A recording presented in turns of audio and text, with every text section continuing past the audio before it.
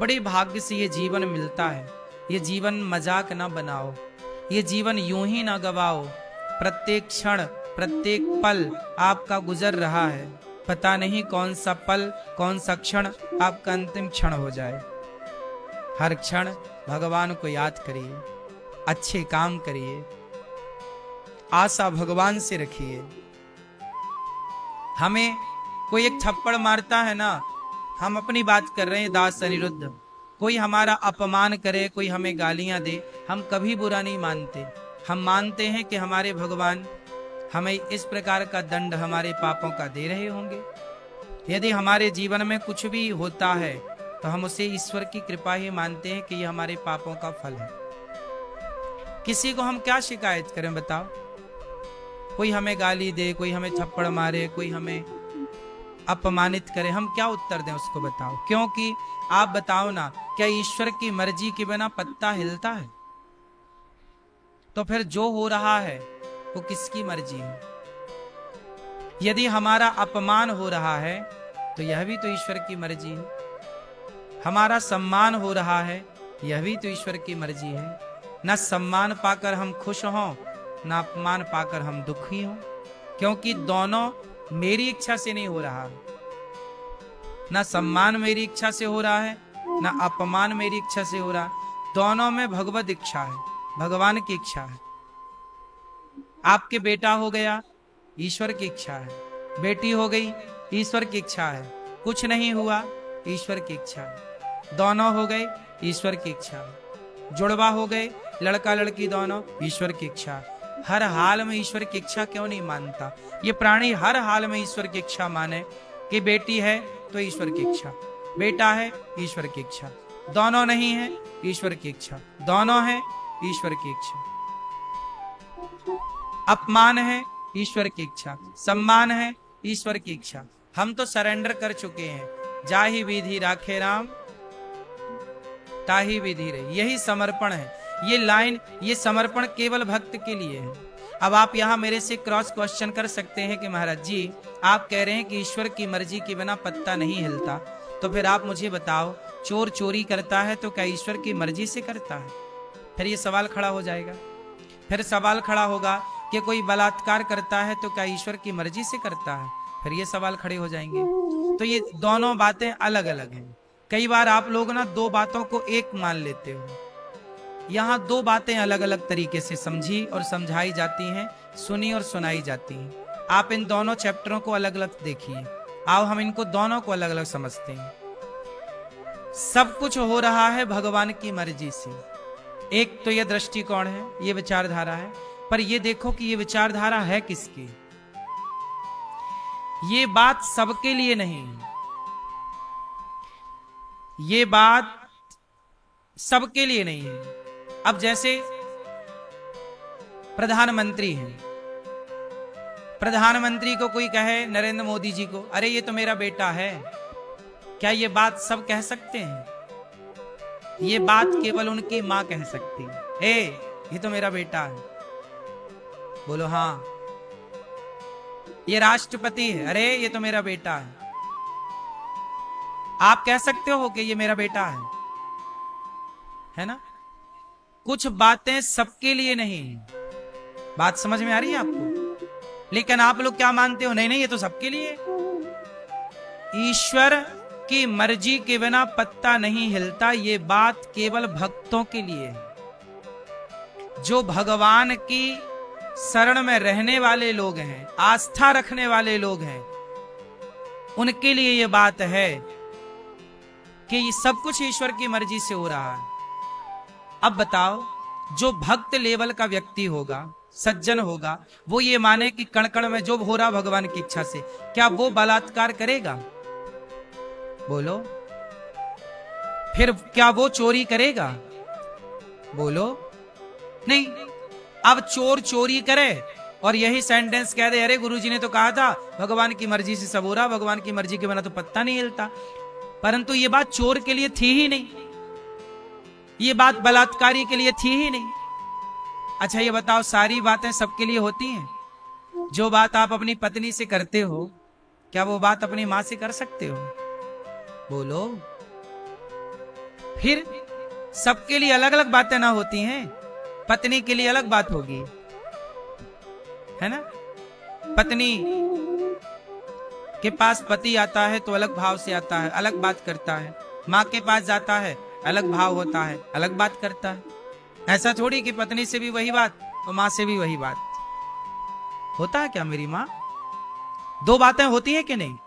पत्नी के साथ अलग व्यवहार होता है और माँ बाप के साथ अलग व्यवहार होता है और बच्चों के साथ अलग व्यवहार होता है। बोलो हाँ।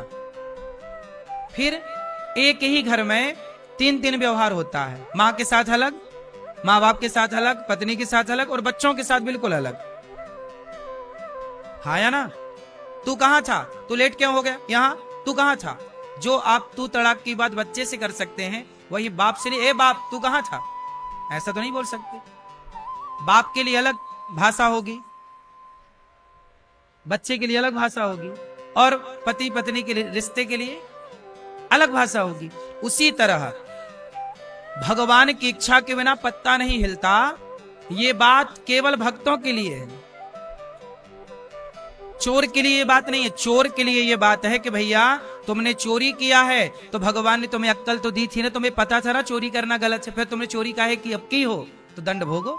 तुम्हें पता है ना कि बलात्कार करना गलत है, तुम्हें पता है ना कि किसी को छेड़ना गलत है। जब गलत है पता था, तुमने क्यों गलत किया? अब किया है तो जेल जाओ, फांसी पे चढ़ो, भोगो।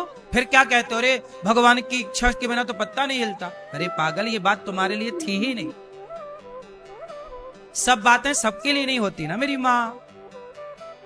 भगवान, अब आप लोग क्या करते हो ना, सबको एक तराजू में तौल देते हो, सारी बातों को एक सी तराजू। अरे गुरुजी ने तो कहा कि भगवान की इच्छा के बिना पत्ता नहीं हिलता। ये बात उच्च कोटि के भक्तों के लिए है, साधक के लिए कि बेटा, सुदामा जैसे तपस्वियों के लिए कि मैं गरीब हूं, भगवान की इच्छा है। शिकायत क्या करूं? आप लोग शिकायत करने लगे, अरे गुरुजी हम बड़ी पूजा करते हैं पर देखो हम बड़े गरीब हैं, इतनी पूजा करते हैं फिर भी देखो खाने को रोटी नहीं है। तो यहाँ पे आपको कही जाएगी बेटा ये ईश्वर की परीक्षा है, ये समय गुजर जाएगा। सुदामा का गुजरा कि नहीं? तो तुम्हें समझाया जा सकता है क्योंकि तुम उस लाइन में हो, तुम भक्त हो। अब जो बात भक्तों के लिए है वो बात दुष्टों के लिए नहीं है ना। हमारे शास्त्रों में यह भी स्पष्ट लिखा है कि ज्ञान किसे दें और किसे ना दें। भाई जो अधिकारी नहीं है उसे ज्ञान दे के क्या होगा? एक बार क्या हुआ कि एक चिड़िया ने बंदर को ज्ञान दे दिया, ए बंदर देख हम चिड़िया तेरे से छोटी हैं लेकिन देख अपने लिए घोंसला बना के रखती हैं, बारिश आई हम घोंसले फुर्र से घुस गए, हम बच जाते हैं, और तू इतना बड़ा बंदर, इतना बड़ा शरीर, और देख पानी तेरे ऊपर गिर रहा, तू ठिठुर रहा है ठंडी से।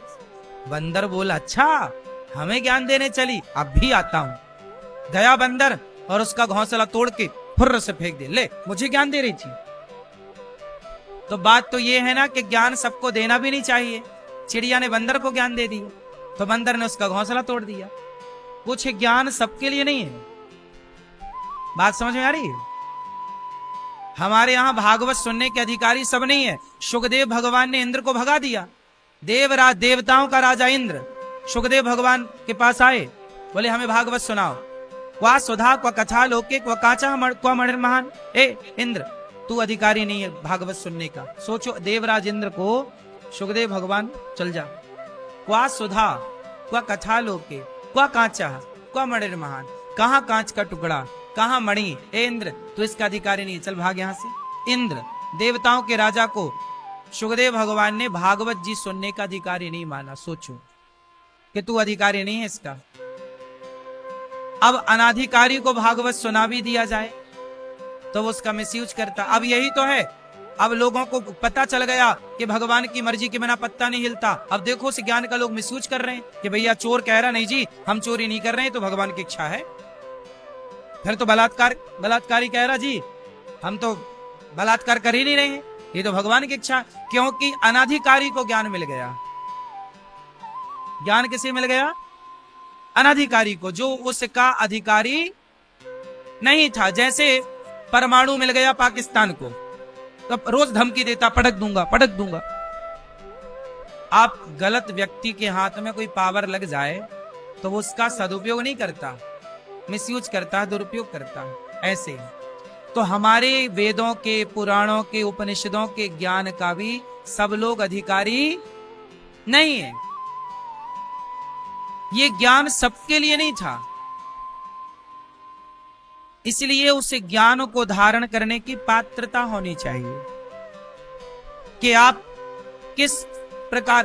5वीं क्लास का विद्यार्थी है, उसकी पात्रता अलग है। 10वीं क्लास का विद्यार्थी है, उसकी पात्रता अलग है। पीएचडी का स्टूडेंट है, उसकी पात्रता अलग है। जो विद्यार्थी 5वीं क्लास के विद्यार्थी को आप पीएचडी की बातें नहीं बता सकते, ना समझा सकते, समय के साथ ना पात्रता आएगी, बुद्धि विकसित होगी।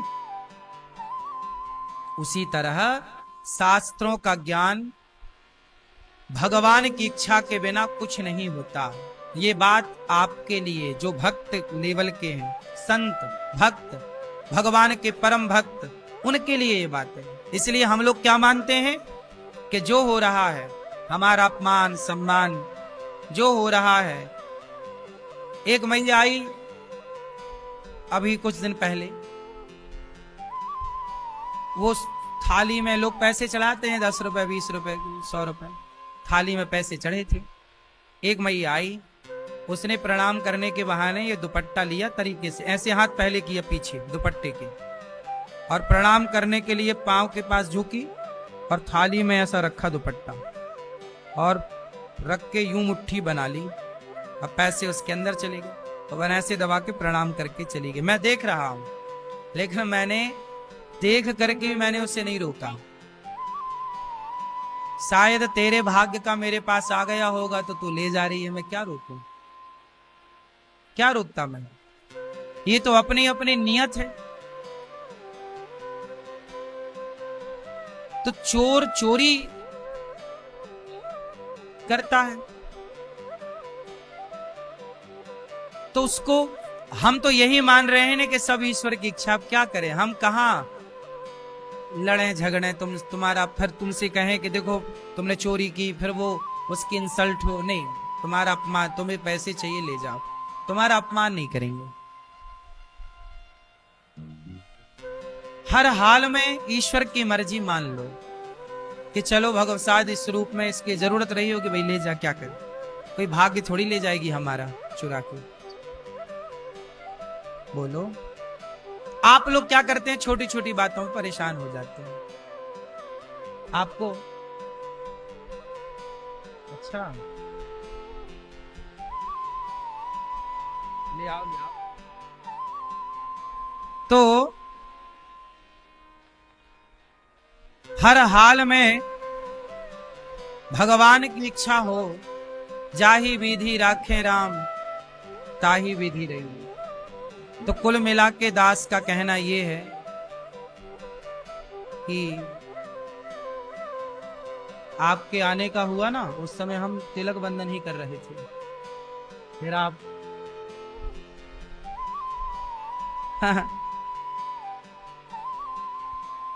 ये भगवान की बड़ी,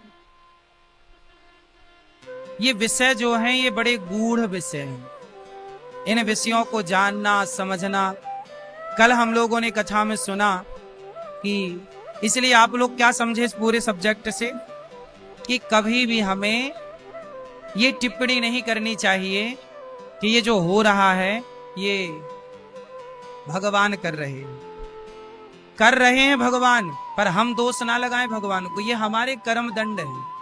दशरथ जी, अब यहां देखो दो बातें फिर हो गई।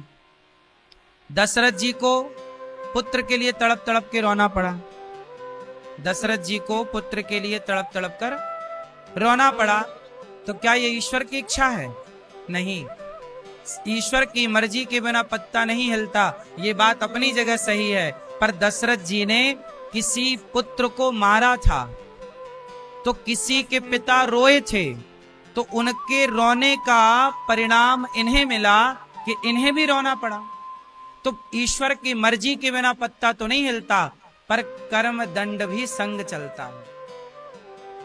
कई बार कर्मों का फल भी हमें मिलता है, तो कर्मों का फल जब मिले तो ये समझ लेना चाहिए कि भगवान की इच्छा है, क्योंकि भगवान को ना काहू को सुख दुख कर दाता और निज कृत कर्म भोग सब भ्राता। भगवान किसी को दुख नहीं देते, भगवान किसी को सुख नहीं देते, लेकिन जो प्राणी करता है उसका दंड ईश्वर उसे निश्चित देते हैं।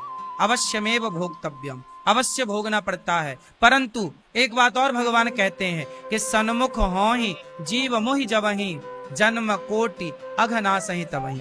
भगवान कहते हैं कितना भी बड़ा पापी हो मेरी शरण में आ जाए तो मैं उस पापी के पाप को भूल कर उसे हृदय से लगा लेता हूं। ये बड़ी कृपा। कोई कितना भी बड़ा पापी हो तो पापी से पापी व्यक्ति अपने पाप को भगवान के आगे आकर समर्पित कर दे। श्री राम जय राम।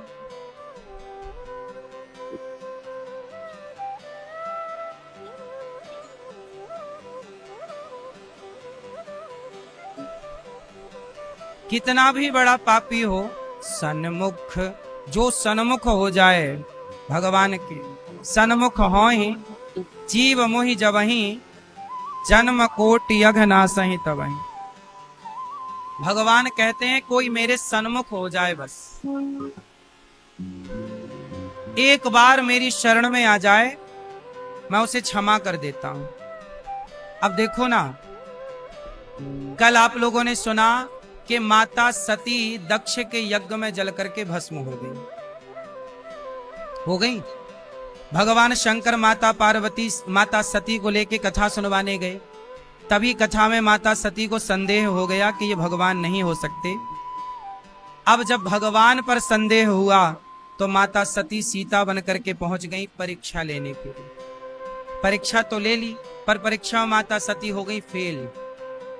और फेल हो गई तो शंकर जी ने कहा हो गई परीक्षा। माता सीता बनकर गई थी सती, राम जी ने पहचान लिया। शंकर जी से कह दिया कि कछु ना परीक्षा लीने गोसाई, हमने कोई परीक्षा नहीं ली, आपकी तरफ प्रणाम करके चली आई। लो भैया, भगवान शिव को झूठ कह दिया। भगवान शिव ने माता सती को त्याग दिया। जब भगवान ने माता सती को त्याग दिया शिव ने, तब माता सती दक्ष के यज्ञ में जल करके भस्म हो गई। योगाग्नि में कनखल में यज्ञ हुआ। दक्ष ने बुलाया नहीं सब शंकर जी को, माता सती बिना बुलाए गई। शिव जी ने बहुत रोका, मानी नहीं। और जब पति का अपमान देखा माता सती ने, तो पिता के यज्ञ में जल करके माता सती भस्म हो गई। माता सती का जलता हुआ शरीर भगवान शंकर ने छाती से लगाया, वीरभद्र को भेजकर दक्ष के यज्ञ को विध्वंस कराया। और माता सती से इतना प्रेम कि शंकर जी लिए घूम रहे हैं, पूरी दुनिया में चक्कर लगा रहे हैं, भ्रमण कर रहे हैं, भारत के कोने कोने में, अंतरिक्ष में, आकाश में भ्रमण कर रहे हैं सती को लिए। अब सती का मोह इतना कि छोड़े ही ना शंकर जी। मरी हुई सती को चिपकाए छाती से घूम रहे, जली हुई सती को। तब भगवान नारायण बड़ी करुणामय, शंकर जी की यह हालत देखकर भगवान प्रभु को, भगवान श्रीमन नारायण को बड़ा दुख हुआ। अब शंकर जी किसी की ना सुने, माता सती को, मरी हुई माता सती को, शरीर छूट गया, जली हुई सती को चिपकाए छाती से घूम रहे थे। तब भगवान श्रीमन नारायण ने, भगवान विष्णु ने भगवान शिव को समझाए, पर शंकर जी सुने ही ना, चलते जा रहे, रुके ही ना शंकर जी। तब भगवान ने सुदर्शन से माता सती के शरीर काटे, और माता सती के शरीर के जो जो अंग कटे तो जहां जहां गिरे वही शक्ति पीठ बनती चली गई। 52 शक्ति पीठ बन गई, 52 टुकड़े किए भगवान नारायण ने, भगवान विष्णु ने। वही माता सती के 52 शरीर, 52 अंग, कोई अंग कहीं गिरा, कोई अंग कहीं गिरा, कोई अंग कहीं गिरा, तो वह 52 शक्ति पीठ बन गई। फिर शंकर जी को समझाए, शंकर जी फिर तपस्या करने लगे। तभी तारकासुर नाम का एक दुष्ट पैदा हो गया। उसको पता चल गया कि शंकर जी तो माता सती के जाने के बाद समाधि में डूबे हैं, तो उसने ब्रह्मा जी से वरदान मांग लिया कि मैं मरूं ना, और मरूं तो शिव जी के पुत्र से मरूं। और शिव जी तो ध्यान में चले गए। अब शिव जी विवाह कर नहीं सकते क्योंकि उनका ध्यान है। जब तारकासुर का अत्याचार बढ़ा, तब देवताओं ने भगवान की शरण ग्रहण की। तब भगवान शंकर के पास कामदेव गए, देवता गए समाधि भंग करने, क्योंकि शंकर जी तो समाधि में। भगवान शिव माता सती को लेकर चल रहे हैं। भगवान श्रीमन नारायण भगवान विष्णु ने अपने सुदर्शन से मां भगवती के अंग काट करके गिराए और वही माता सती बाद में पार्वती बनकर के प्रकट हुई। और जब पार्वती बनकर के मां भगवती प्रकट हुई तो देखो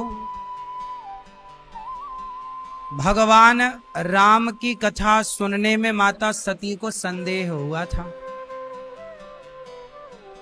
परीक्षा लेने गई, फेल हो गई, पिता के यज्ञ में जलकर भस्म हो गई। तो भगवान राम को लगा कि आखिर माता सती का जो जीवन लीला पूरी हुई कहीं ना कहीं मेरे कारण हुई। तब भगवान राम, भगवान नारायण, भगवान शंकर जी के पास आते हैं। कामदेव ने जब उनकी तपस्या भंग कर दी तो कामदेव को तो शंकर जी ने जला के भस्म कर दिया। फिर भगवान नारायण शंकर जी को मनाने आए कि हे भोलेनाथ आप विवाह कर लो, पार्वती जी आपके अनुकूल है। उस समय हिमालय की बेटी पार्वती जी प्रकट हो चुकी हैं। फिर पार्वती जी तपस्या भी कर रही हैं। 10,000 वर्षों तक बिल्व पत्र खाकर के माता भगवती ने तपस्या की। भगवान नारायण ने शंकर जी से कहा कि हे भोलेनाथ अब आप विवाह कर लो। अब विनती मम सुनहु शिव, जो मोह पर निज नेहु, जाय विवाह शैल जहीं, यह मोहि मांगे देहु। हे भोलेनाथ हमें यही वरदान दो कि आप हिमालय की बेटी पार्वती से विवाह करो। ये भगवान नारायण शंकर जी से मांग रहे हैं। क्यों? तब भगवान शंकर खड़े हो गए और भगवान शिव ने प्रार्थना की, हे प्रभु ये आप क्या कह रहे हैं? तब भगवान श्रीमन नारायण बोले, भगवान राम बोले, नारायण मतलब राम, राम मतलब नारायण, इनमें भेद नहीं है ना। तो शंकर जी बोले, प्रभु आप यहाँ, आप हमसे क्यों हाथ जोड़ के कह रहे हैं? आप तो हमारे इष्ट हैं, आप तो हमारे आराध्य हैं। शंकर जी के इष्ट हैं भगवान नारायण। शंकर जी के आराध्य भगवान कौन है? भगवान श्रीमन नारायण। और आज वह नारायण शंकर जी से कह रहे हैं कि आप विवाह कर लो। क्यों? क्योंकि आपकी पत्नी का यदि जीवन लीला पूरी हुई है तो कहीं ना कहीं मेरे कारण हुई है। मेरी कथा पर ही तो उन्हें संदेह हुआ और आगे फिर वही घटनाक्रम चला। देखो भगवान कहते हैं कि जो मेरी कथा एक बार सुन लेता है, भले संदेह पैदा हो जाए लेकिन मैं उसे फिर भूलता नहीं हूं, मिलाकर ही रहता हूं। माता पार्वती को शिवजी से मिलाकर ही रहे।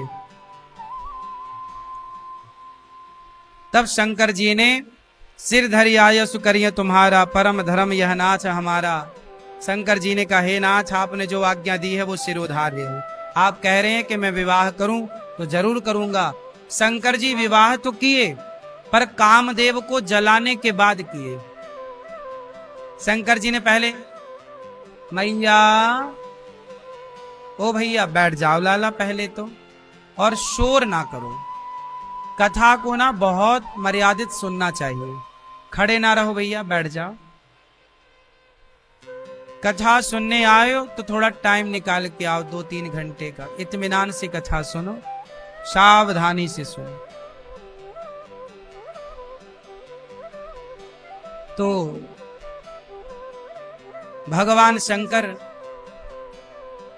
विवाह तो किए पर कामदेव को जलाने के बाद विवाह किया। कामदेव को भस्म कर दिया ना शंकर जी ने, तीसरी आंख खोली, कामदेव जल के। अब सोचो कि किसी का कामदेव ही जल जाए, काम वासना ही मिट जाए, तो फिर विवाह करे तो करे फिर कैसे? फिर संतान उत्पत्ति कैसे होगी? क्योंकि संतान उत्पत्ति के लिए काम की आवश्यकता पड़ती ही है।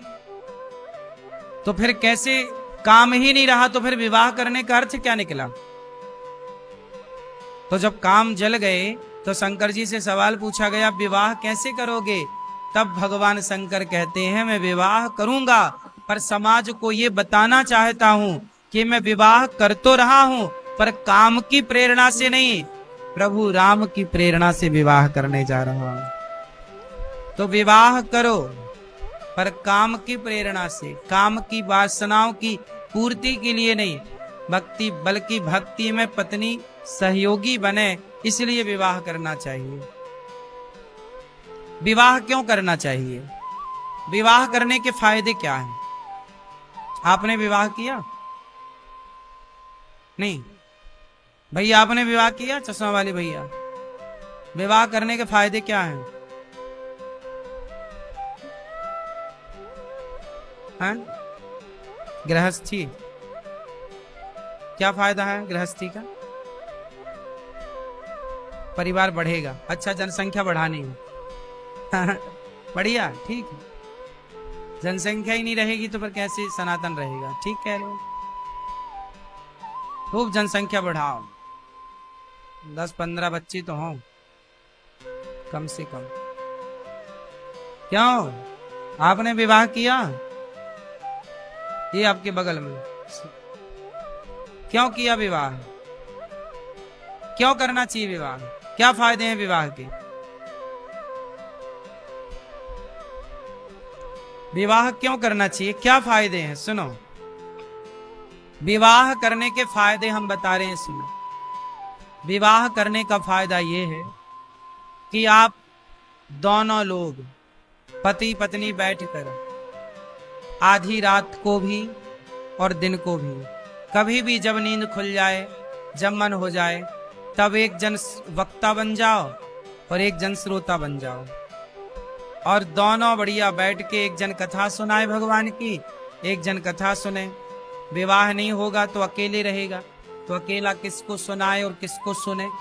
दो रहेंगे तो एक कथा सुनाए, एक कथा सुने, दोनों भगवान की चर्चा करो, दोनों बैठे बैठे।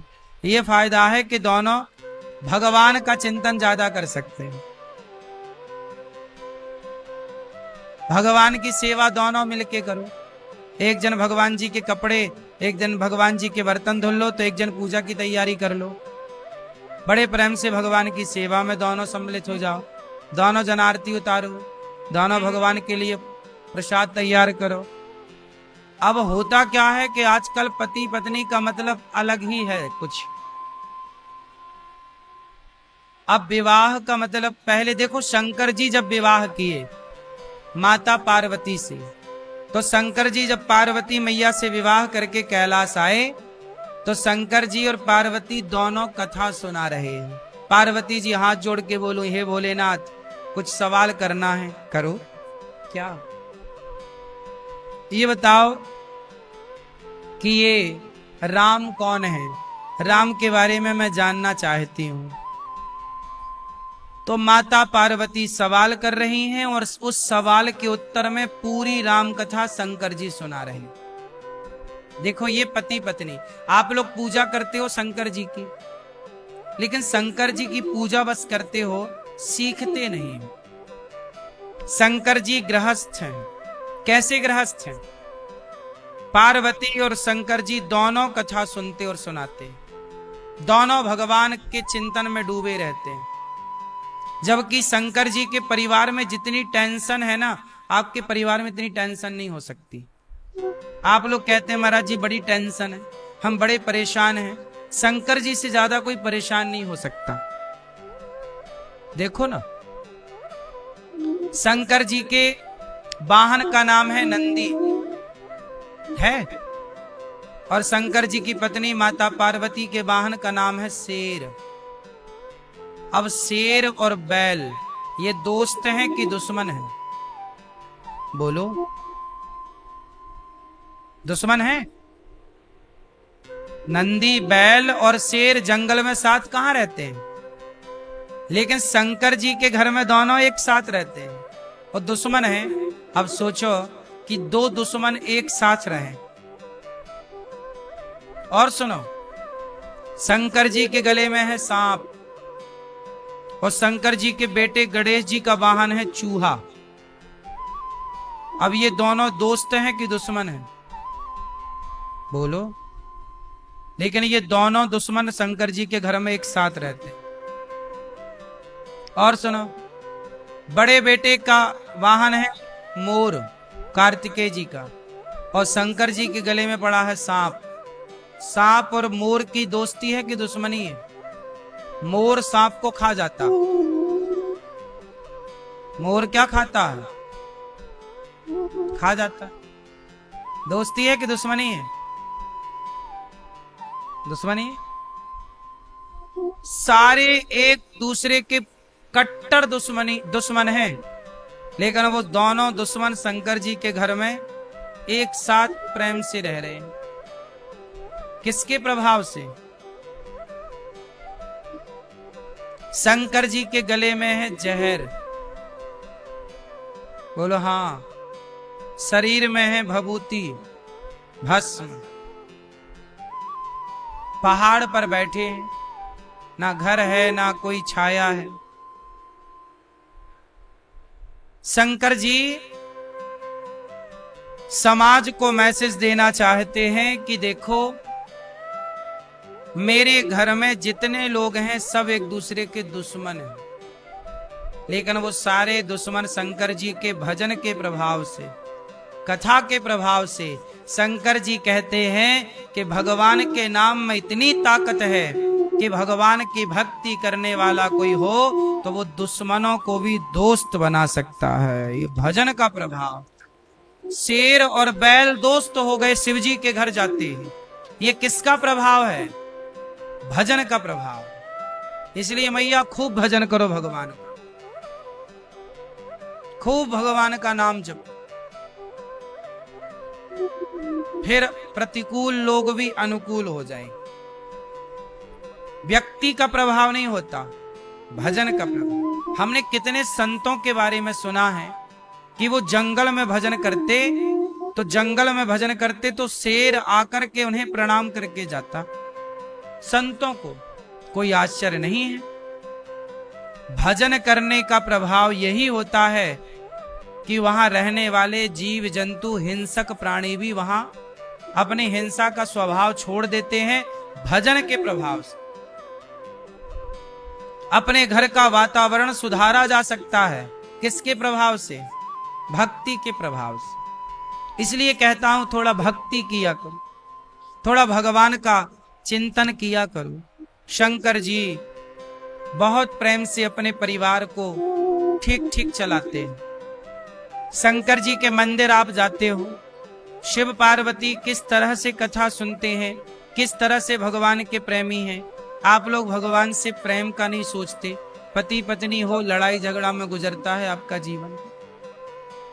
मैया, ओ लाल मैया,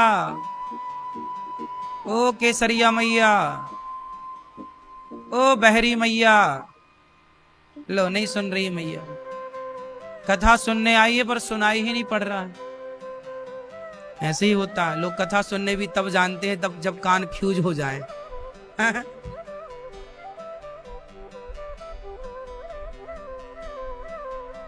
एक मैया आई, बोले गुरुजी गुरु मंत्र दे दो। हमने कहा लो। हमने बोला मैया बोलो श्रीमन नारायण, मंत्र दिया उन्हें। फिर बाद में बोला हमने मैया बोलो श्रीमन नारायण। गुरुजी थोड़ा जोर से कहो। हमने श्रीमन नारायण बोलो। गुरुजी और जोर से। हमने पूरी ताकत से बोला। बोले बोलो महाराज। हमने कहा मैया बोल ही तो रहे हैं। बोले हमें नहीं सुनाई पड़ रहा। हमने कहा सुनाई कुछ नहीं पड़ता। बोले 5 साल से हमें नहीं सुनाई पड़ता। हाँ, 5 साल की बहरी मैया गुरु मंत्र लेने आई थी। अब दो गुरु मंत्र कैसे दोगे? तो आदमी भगवान का नाम लेने तभी आता है जब बहरा बहरा हो जाता है। इसीलिए हम कहते हैं भजन करो मस्त जवानी में, बुढ़ापा किसने देखा है। सारी जिंदगी जवानी आदमी भोगों में समर्पित करता है। परिवार, जवानी परिवार को देता है, और बुढ़ापा भगवान को देता है।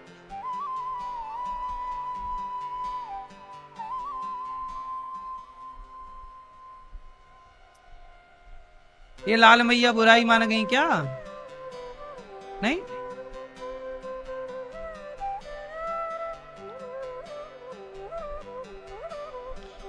शंकर जी भस्म रमाते हैं। क्या आप बता सकते हैं कि शंकर जी शरीर पर भस्म क्यों रमाते हैं? आप बताओ क्यों भैया? शंकर जी भस्म क्यों लगाते हैं? भभूति क्यों क्यों लगाते हैं? आप बताओ।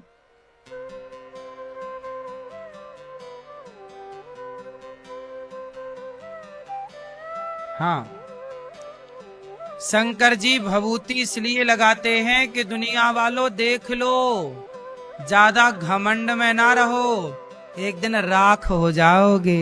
ये राख लग रही है शंकर जी पर, वो राख किसी मुर्दे की ही होती है। तो शंकर जी कहते हैं ज्यादा घमंड ना कर, तो भी एक दिन ऐसे ही राख बन जाएगा। तो तुम्हारा अभिमान मिटे, इसलिए शंकर जी भभूति रमाते हैं। लेकिन तुम्हें तो जाके शंकर जी को देख के सीखना, कुछ नहीं होता,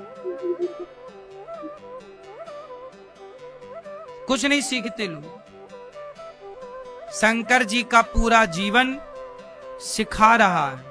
शंकर जी जब पार्वती से विवाह करने गए तो दुल्हा बने, भभूति रमा रहे हैं और गले में सांपों की माला।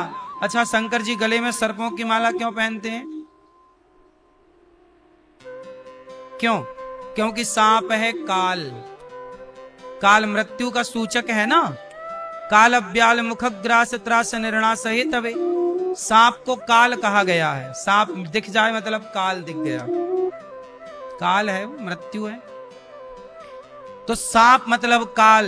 शंकर जी बोले तुम काल को डरते हो देखकर, मृत्यु से डरते हो ना। लोग क्या सोच, हम मर न जाए गुरुजी। बूढ़े बूढ़े लोग भी मरने से बड़ा डरते हैं, नहीं मर ना जाए, मर ना जाए।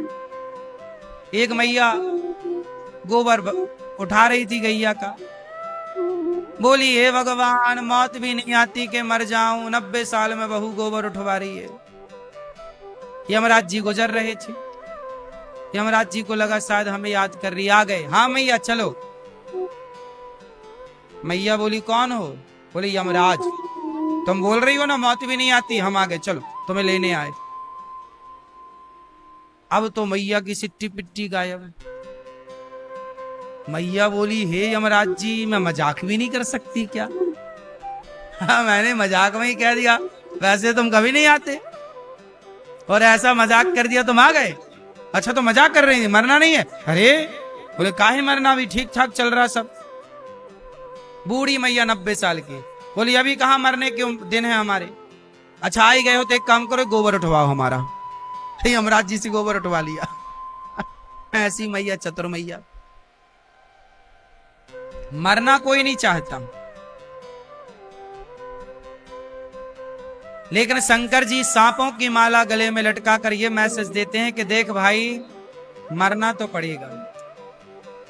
शंकर जी के गले में है सांप, और हृदय में कौन है? सदा वसंतम हृदयार विंदे भवम भवानी। शंकर जी के हृदय में है सीताराम और गले में है सांप। क्या मतलब निकला? अर्थ निकला कि जिसके हृदय में भगवान है तो काल उसके गले में लटकता है। मतलब मृत्यु काल का रूप है, रूप मृत्यु है। तो शंकर जी कहते हैं मेरे गले में सांप लटकता है, मतलब जो हृदय में भगवान को धारण कर लेते हैं तो काल भी उसका कुछ नहीं बिगाड़ सकता। गले में लटका के घूमते हैं शंकर जी, इसलिए शंकर जी को कहते हैं कालों के काल, महाकाल। क्योंकि जिसके हृदय में भगवान हो तो काल गले में लटका रहेगा, करेगा क्या? इसलिए काल गले में लटका है शंकर जी के। मानो शंकर जी कहते हैं तुम्हें मृत्यु से डरना नहीं है, काल तो ऐसे लटके रहेंगे 10 तुम्हारे गले में, तुम बस हृदय में भगवान को रखो। जो भगवान को हृदय में रखते हैं उन्हें मृत्यु से डर नहीं लगता। कबीरदास जी कहते हैं मरने से सब जग डरा, मरने से सब जग डरा, मेरे मन आनंद। सब लोग डरते हैं मरने से, पर मेरे मन तो बड़ा आनंद है। क्यों? कब मरी हूं, कब भेंटी हूं, पूर्ण परमानंद। कब मरूंगा, कब भगवान से भेंट होगी, इसलिए हमें मरने से डर नहीं लगता।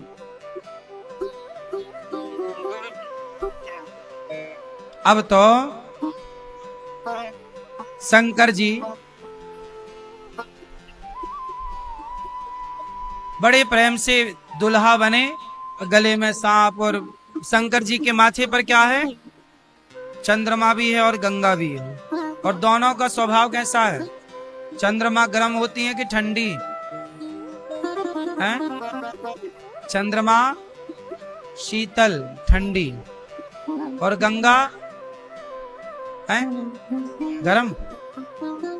गंगा भी ठंडी, गंगा जल ठंडा हो तो सबसे ठंडी गंगा मैया।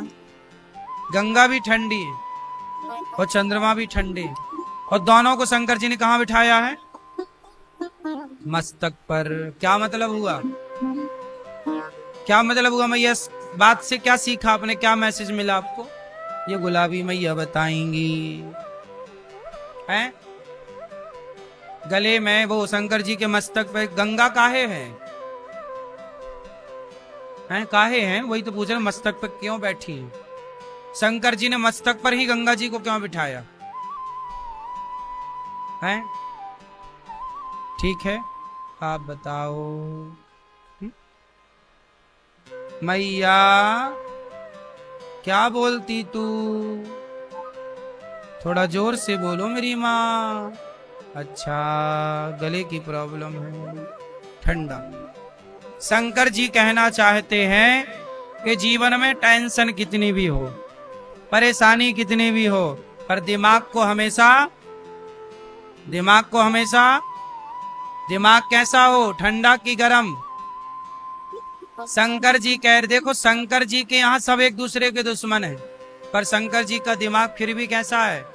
तुम मैसेज तो सीखते कुछ हो नहीं, तुम्हारा दिमाग बिल्कुल गर्म रहता है। लोगों के कमरे में लगी है एसी और दिमाग में लगा है हीटर। हर टाइम लोग गर्म रहते हैं, हर टाइम बस लड़ाई झगड़ा, नाक में गुस्सा धरा है, बात बात पे लड़ाई, बात बात पे झगड़ा। तो दिमाग में क्या होना चाहिए? दिमाग पे गंगा जी, मतलब ठंडक। दिमाग को ठंडा रखो। और गर्म क्या होने चाहिए? पांव हो गरम, पांव ठंडे ना पड़ जाए, चलते फिरते रहो। आजकल पांव ठंडे पड़ गए इसलिए मोटापा आ गया, बीमारियां आ गई। पहले लोग चलते ही रहते थे दिन भर। पांव रहते हैं गरम, पांव रहने चाहिए गरम।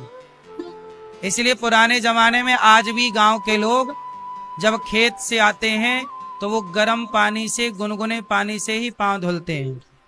गुनगुने पानी से पांव धुलने से थकावट उतर जाती है। बताया आपको?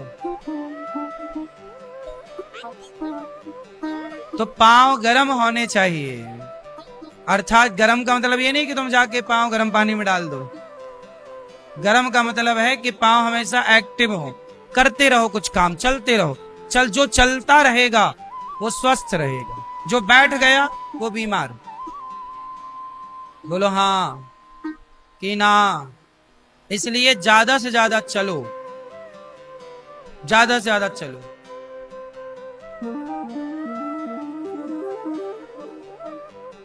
तो पांव गरम और दिमाग ठंडा।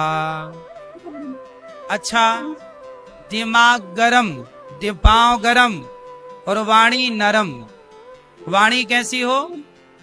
वाणी नरम, यहां से गर्मी ना निकले। वाणी पांव गरम, वाणी नरम, दिमाग ठंडा। शंकर जी दुल्हा बने, माता मैना रानी के पास पहुंचे बारात लेकर। मैना रानी बोली, ऐसा दुल्हा जब सांप आप लपेट के भस्मी रमा के, हम नहीं करेंगे बेटी से ब्याह। शंकर जी को देखकर गुस्सा हो गई। मां बोली, मेरी बेटी कुंवारी रहेगी पर ब्याह इससे नहीं करूंगी। तब पार्वती जी ने, नारद जी ने समझाया कि माता ये शंकर जी हैं, ये बन के आए हैं ऐसे पर हैं, साक्षात भगवान है ये। चलो तब समझी माता और विवाह माता पार्वती का संपन्न हुआ। बोलिए शंकर भगवान की। अब शंकर पार्वती का जब विवाह हुआ, बारात का बड़ा अच्छा वर्णन, जस दुल्हा तस बनी बराता।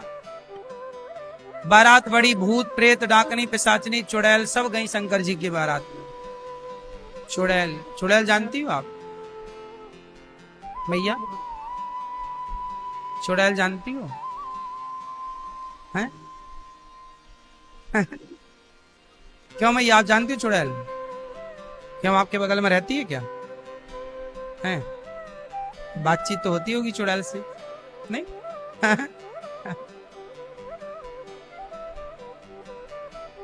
आप जानते चुड़ैल? ऐसे पांव रहते हैं उसके, ऐसे। चुड़ैल कौन बनता है? पुरुष बनता है भूत। पुरुष मर जाए, गलत काम करे तो भूत बने, प्रेत बने, पिशाच बने, ब्रह्म राक्षस बने। परंतु स्त्रियां क्या बनती हैं? स्त्रियां जैसे मर जाएं और गलत काम के करके मरे, जैसे मुस्कान मरी, अब वो मतलब अभी जेल गई ना, अब यदि जब मरेगी अपने टाइम से, क्या बनेगी वो? उसका फिक्स हो गया पीपल, एक बिल्कुल आस पास कहीं चुड़ैल बनेगी बनेगी वो। पति को मार दी ना उसने, है? कौन? तुम्हारी पड़ोसन? उसने ही मार दिया पति को, तो वो भी चुड़ैल बनेगी। मतलब जो अपने पति को मार के ड्रम में पैक करें, सब चुड़ैल बनेंगी, फिक्स। और जो सास को परेशान करती हैं, वो भी चुड़ैल बनती हैं। है क्या? सही बनती है। हाँ।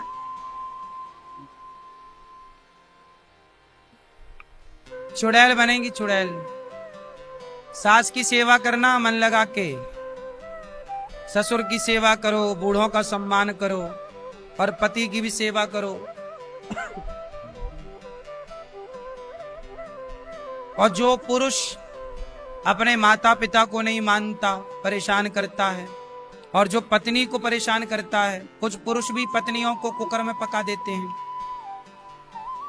नहीं? पुरुष भी तो पत्नियों को मार डालते हैं कुछ लोग, फिर क्या बनते? वो पुरुष बनेंगे भूत प्रेत। तो सारे लोगों के लिए भगवान ने सब व्यवस्थाएं कर रखी है। भूत पिशाच निकट नहीं आवे, ये सब भूत प्रेत तो होते ही हैं, तब ना लिखा तुलसीदास जी ने। सब योनियां हैं, सब कर्म दंड तो भोगने ही पड़ेंगे। बचेगा कौन? बचा कौन है कि तुम और हम बचेंगे? इसलिए मेरी मां, कर्म गलत ना हो, कर्म गलत ना करो। शंकर पार्वती बैठे अब बड़े भाव से,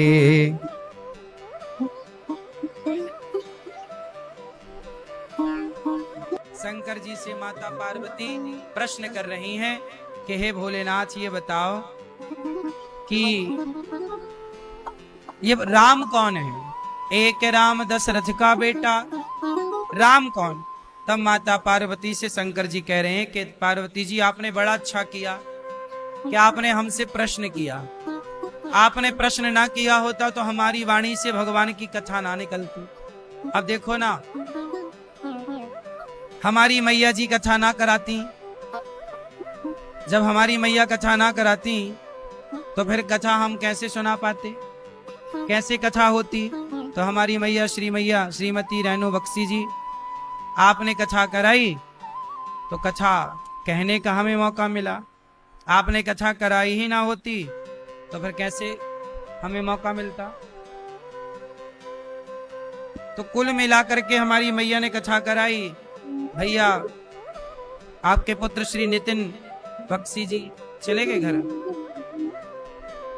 श्रीमती पूजा बख्शी जी हैं गई, पूजा जी। बेटी दामाद कोशिन बख्शी जी, विधान जी, जालान जी, रजनी भट्ट जी, रीता कोल जी, रोमिला जी और राशि बख्शी जी, शशि शर्मा जी लाजपत नगर मैया वहां से आई हैं, और मैया हमारी श्रीमती रेणु बख्शी जी बड़े प्रेम से राम कथा करा रही हैं, तो हम लोग सुन रहे हैं। हमें भी देखो भाग्य मिला, हम रोज भगवान भागवत की कथा सुनाते हैं, हमें भी कभी कभी राम जी का गुणगान गाने का अवसर मिलता है। तो मैया की कृपा से, मैया के द्वारा राम कथा मैया ने कहा, तो लो हमें भी भगवान की कथा कहने का मौका मिला। हमारी भी वाणी पवित्र हो रही है भगवान की कथा से, आपका भी हृदय पवित्र हो रहा है भगवान की कथा से। तो कथा दोनों को पवित्र करती है, श्रोता वक्ता दोनों को।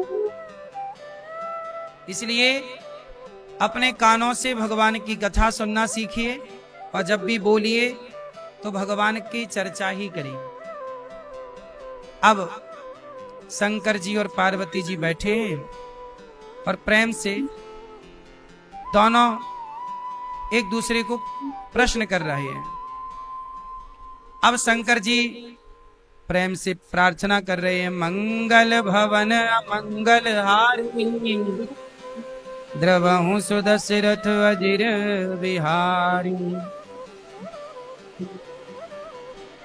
अब प्रार्थना करके मंगलाचरण करके शंकर जी पार्वती जी की प्रशंसा कर रहे हैं कि आपने प्रश्न करके हम पर बड़ा उपकार किया।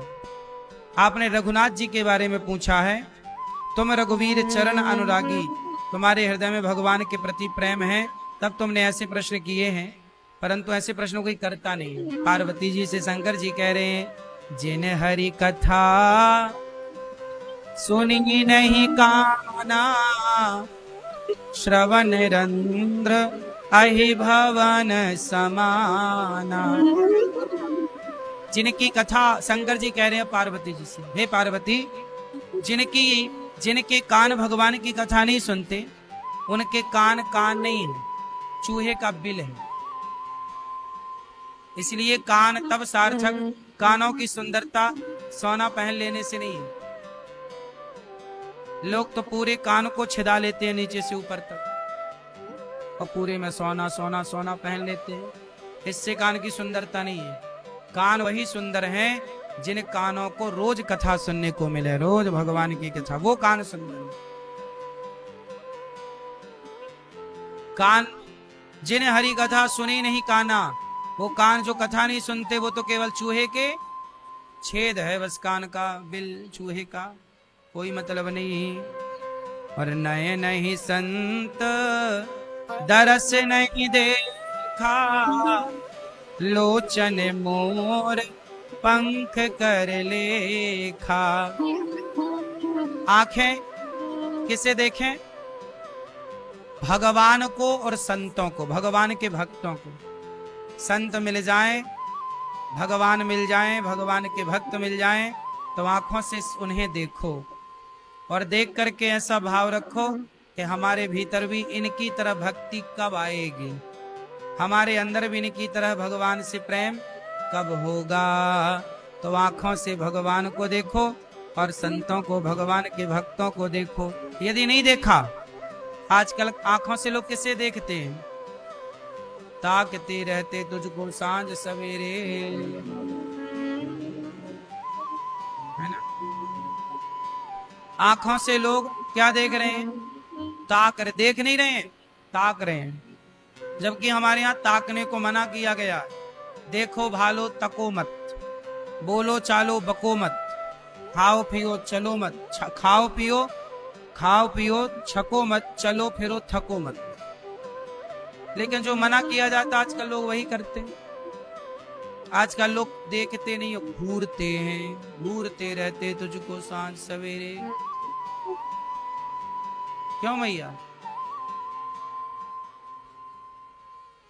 अच्छा, मोर पंख में भी आंख होती है कि नहीं? छोटी सी मोर पंख में ध्यान से देखो, एक छोटी सी आंख सी बनी रहती है। तो जिनकी आंख भगवान को नहीं देखती, वो आंख वैसे ही है जैसे मोर पंख की आंख है, बस कुछ कर नहीं सकती वो आंख। इसलिए आंखों की सुंदरता तब है जब इन आंखों से भगवान को देखकर उनकी छवि मन मंदिर में बसा ली जाए। और ते सिर कटु तुम बरी समतूला, जे नमत हरि गुरु पद मूला। आपका सिर, कुछ लोग ना सिर नहीं झुकाते, जैसे कहीं भी मंदिर दिख जाए तो मंदिर में भगवान के आगे सिर जरूर झुकाना चाहिए, नहीं झुकाने से अपराध लगता है। भगवान को जरूर सिर झुकाना चाहिए। आजकल ना लोग सिर नहीं झुकाते। कोई संत दिख जाए, किसी के माथे पर तिलक हो, तो ऐसे संत महापुरुषों को देख करके भी नमन करना चाहिए, सिर झुकाना चाहिए, मर्यादा है। लेकिन आजकल ना बहुत लोग सिर नहीं झुकाते। तो जिनके सिर नहीं झुकते भगवान के आगे, भक्तों के आगे, वो सिर कैसे है? तुम्बा, कड़वी लौकी होती ना, लौकी, जिस लौकी का कमंडल बनता है। एक लौकी होती है जो संतों के पास कमंडल होता है, लौकी का कमंडल, सूख जाने के बाद उसका कमंडल बन जाता, तुम्बा बोलते, तुम्बा तुम्बी। तो उसका वो कड़वी लौकी होती है, वो खाने वाली नहीं, वो कमंडल वाली लौकी अलग ही होती है। संत लोग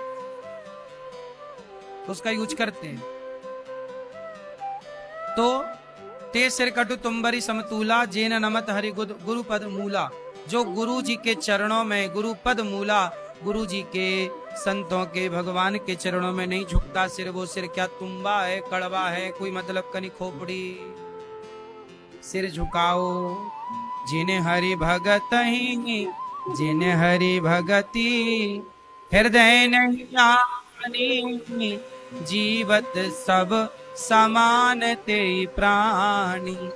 जिनके हृदय में भक्ति का वास नहीं है, जो भक्ति नहीं करते, वो चलते फुरते मुर्दे हैं, मुर्दे। कौन है वो? ये हम नहीं कह रहे, शंकर जी कह रहे हैं। जो नहीं करई राम गुण गाना, जी है सुदादुर, जी है समाना।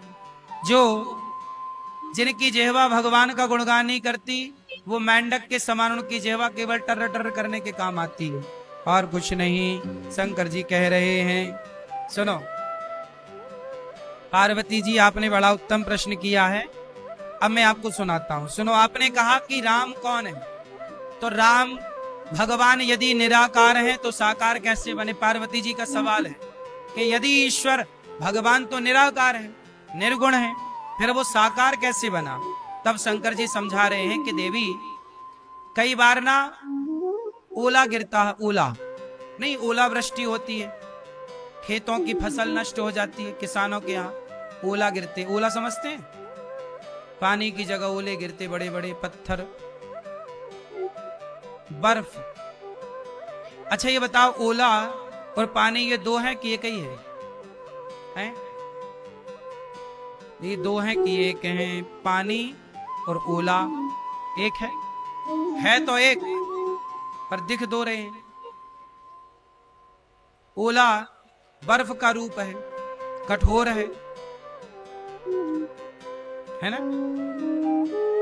बर्फ का ढेला मार दो तो आदमी मर जाए। भाई 5 किलो बर्फ किसी की खोपड़ी में पटक दो, मर नहीं जाएगा। और 5 किलो पानी किसी के सिर पर डाल दो, नहीं मरेगा। बोलो, नहा लेगा वो 5 किलो पानी से, और 5 किलो बर्फ किसी लिए फेंक दो, मर जाएगा।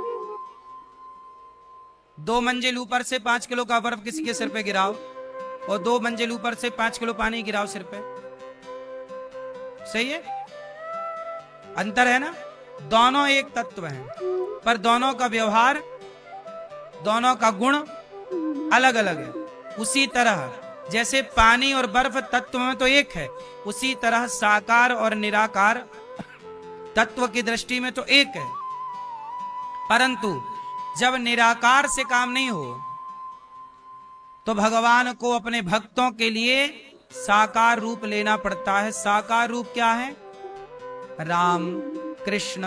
ये जो राम कृष्ण है, ये कौन है? साकार। और ब्रह्म क्या है? निराकार। वो ब्रह्म है, वो परमात्मा है, पर सगुण ही अगुण ही नहीं कछु भेदा। वो है निराकार, पर जरूरत पड़ने पर साकार भी बन जाते हैं। शंकर जी कह रहे हैं ये बात।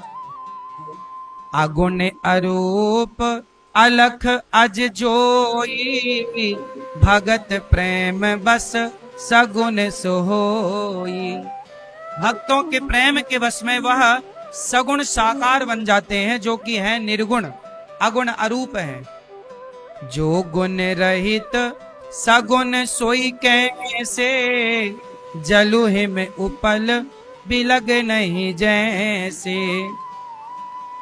जैसे जल और ओले में कोई भेद नहीं, ऐसे साकार और निराकार में कोई भेद नहीं। पार्वती जी कह रही हैं, प्रभु अच्छा आप ठीक ठीक कह रहे हैं, हमें समझ में आ रहा है। ये बताओ भगवान किसे कहते हैं? अब बताओ, परिभाषा पे आ गई माता पार्वती।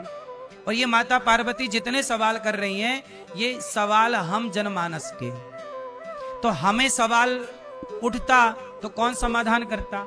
इसलिए पार्वती जी सवाल उठा रही हैं और शंकर जी समाधान कर रहे हैं, ताकि शिव जी के द्वारा समाज को उत्तर मिल जाए, ताकि हमारा संदेह मिट जाए।